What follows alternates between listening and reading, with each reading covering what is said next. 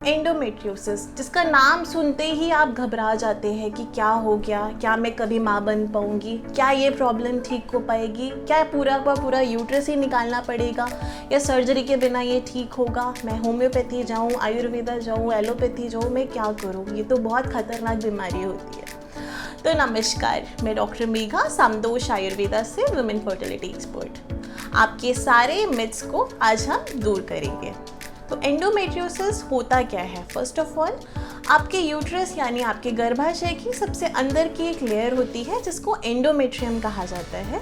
वो हर महीने नई बनती है और हर महीने पीरियड्स के फॉर्म में विड्रॉ होती है। अगर प्रेगनेंसी नहीं हो रही, अगर कंसेप्शन नहीं हो रहा, तो वो अनफर्टिलाइज्ड एग के साथ साथ वो लेयर पूरी की पूरी पीरियड ब्लड के साथ में बाहर आ जाती है। अब अगर किसी भी कारण की वजह से आपको प्रेगनेंसी नहीं रहती तो आपको पीरियड्स आते हैं और यही वो लेयर होती है जो आपके बेबी को अटैच करवाती है खुद में और बेबी की पूरे के पूरे 9 मंथ्स की प्रेगनेंसी में उसको सपोर्ट करती है।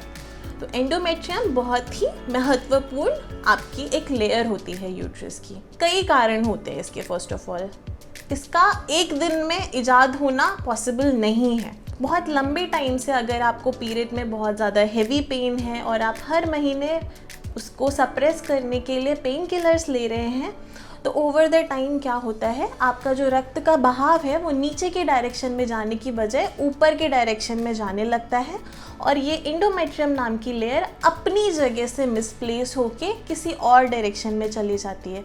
कई बार ये ट्यूब्स में चली जाती है तो ट्यूबल ब्लॉकेज कॉज करती है, ओवरीज में जाके चिपक जाती है तो आपके एग को रप्चर नहीं होने देती है, उसमें चॉकलेट सिस्ट या एंडोमेट्रियोमा होने के चांसेस होते हैं और कई बार ये डीप सीटेड अपने ही यूट्रस के वॉल के अंदर के मसल्स में पहुंच जाती है और एडिनोमायोमा जैसी कंडीशंस को कॉज करती है। सिर्फ इतना ही नहीं, ये आपके यूरिनरी ब्लैडर में भी जा सकती है या फिर आपके स्मॉल इंटेस्टाइन या रेक्टम में भी जा सकती है। अगर आपके स्मॉल इंटेस्टाइन में एंडोमेट्रियम जाती है तो आपको बहुत ज़्यादा पेन होता है ड्यूरिंग आपके पॉटी करने के टाइम भी, और पीरियड्स के टाइम पे आपको बहुत ही ज़्यादा एक्सेसिव पेन होता है। ज़रूरी नहीं है कि हर एक पेशेंट को एंडोमेट्रियोसिस में पेन हो ही। अगर आपका पैच बहुत छोटा होता है तो समटाइम्स ये एसिम्प्टोमेटिक रहता है, पेशेंट को कोई दिक्कत नहीं होती, इनफैक्ट उसको पता ही नहीं होता है कि मेरे यूट्रस में कुछ प्रॉब्लम है, अनलेस वो प्रेगनेंसी के लिए ट्राई करते हैं और प्रेगनेंसी कंसीव नहीं होती। फिर डॉक्टर अल्ट्रासाउंड करता है, सोनोग्राफी करता है, तब पता चलता है कि आपको एंडोमेट्रियोसिस है, इसकी वजह से प्रेगनेंसी नहीं हो रही है। तो यस, एंडोमेट्रियोसिस ऐसी कंडीशन है जिसमें 50% केसेस में नेचुरली कंसीव हो नहीं पाता, क्योंकि यूट्राइन बेड जिसमें बच्चे को इम्प्लांट होना है, रहना है, वो यूट्राइन बेड ही प्रॉपर नहीं बन पाता है। तो एंडोमेट्रियोसिस को ठीक करने के लिए आपके पास बहुत सारे सॉल्यूशंस होते हैं।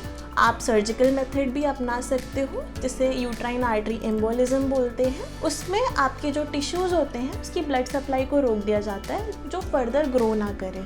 या फिर अगर आप चाहते हैं कि हाँ, मैं नहीं करना चाहता ऑपरेशन, मुझे एक अल्टरनेटिव तरीका चाहिए, तो at certain level Ayurveda treatments भी इसको अच्छे से क्योर कर सकते हैं। एंडोमेट्रियोसिस की प्रॉब्लम आपकी प्रेगनेंसी कंसीव होने तक होती है, क्योंकि उस टाइम पे बॉडी में ईस्ट्रोजन की मात्रा बढ़ जाती है। वंस आप कंसीव कर लेते हैं बेबी, तो फिर नेचुरल ही यूट्रस की वॉल प्रोजेस्टेरॉन अच्छा बनाने लग जाती है, तो अपने आप ईस्ट्रोजन कम हो जाता है and during the 9 month of pregnancy इसके क्योर होने की भी संभावना होती है। तो अगर आप आयुर्वेदा की बात करें तो इसमें हम पहले तो कोई मृदु शोधन करवाते हैं, सिंस इसमें रक्त, वात और मांस तीनों दुष्ट होते हैं, तो उसी को मद्देनज़र रखते हुए इसकी चिकित्सा होती है। तो वात को शमन करने के लिए बस्ती ट्रीटमेंट बहुत ज़रूरी होता है।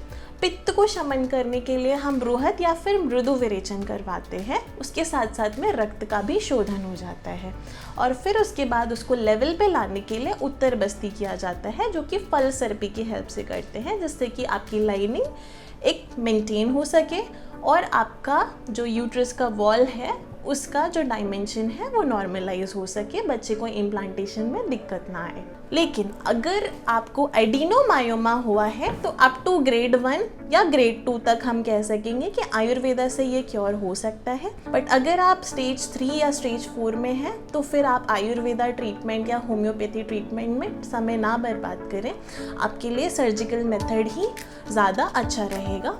और उसके बाद कुछ महीने के बाद यानी 3 से 4 महीने के बाद आप सोच सकते हैं सेकेंडली अपनी प्रेगनेंसी प्लानिंग के लिए। तो अगर आप ऑपरेशन करना चाहें तो आप ऑपरेशन भी करा सकते हैं, बस आपको 3 महीने का गैप देना पड़ेगा मिनिमम, ताकि वो सारी मसल्स वापस से हील हो सके। तो इसी तरीके से हमने एंडोमेट्रियोसिस की सारी कंडीशंस आपके साथ शेयर करी। अगर आपको कोई भी डाउट रहता है एंडोमेट्रियोसिस से रिलेटेड तो आप हमें कमेंट कर सकते हैं, हम ज़रूर आपको रिप्लाई करेंगे।